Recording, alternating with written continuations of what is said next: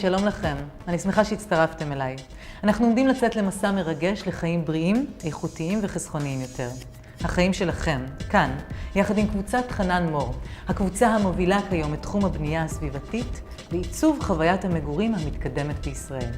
הקבוצה הגדירה את סביבת המגורים החדשה כתפיסת ה-well-being, הדוגלת ב5 עקרונות מרכזיים: משפחה, בריאות, חיסכון, ביטחון וסביבה.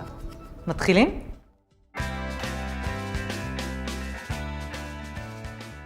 השמש היא מקור האנרגיה של כדור הארץ. בלעדיה לא יתקיימו חיים. התכונות החיוביות המקושרות לאור טבעי משפיעות על איכות הראייה ואיכות ביצוע מטלות יומיומיות. האור משפיע על בריאותנו ויש לו תפקיד מרכזי בחיינו.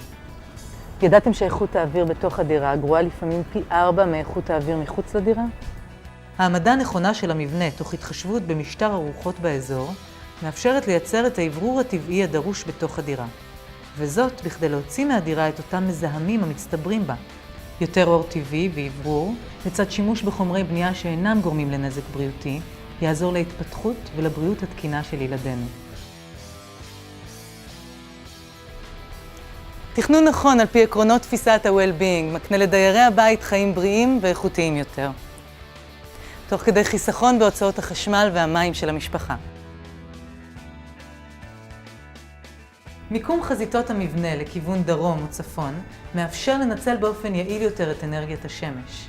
הפניה של חלונות המבנה לכיוון דרום, כולל הצללות מתאימות, מאפשר כניסה של אור טבעי לחללים הפנימיים של הבית, וחום קרני השמש לחימום הדירה בעונת החורף.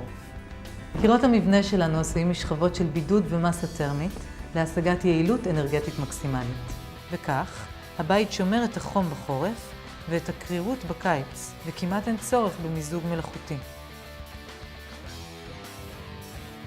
תכנון לפי עקרונות ה-well-being זו שכונה, זה בניין וזו דירה, שיודעת לשמור עליך ועל הבריאות שלך. בואו נעשה קצת סדר בבלגן. בנייה סביבתית ירוקה אינה מסתפקת רק בהצבת תאים סולאריים על גג, או בשתילת צמחים חסכוניים בגינה, או אפילו בהפרדת פסולת בחדר האשפה, אלא הרבה מעבר לזה. הכוונה היא הרבה יותר עמוקה. המטרה היא לספק לדיירים מבנה מגורים בריא יותר, משולב באורח חיים חסכוני יותר.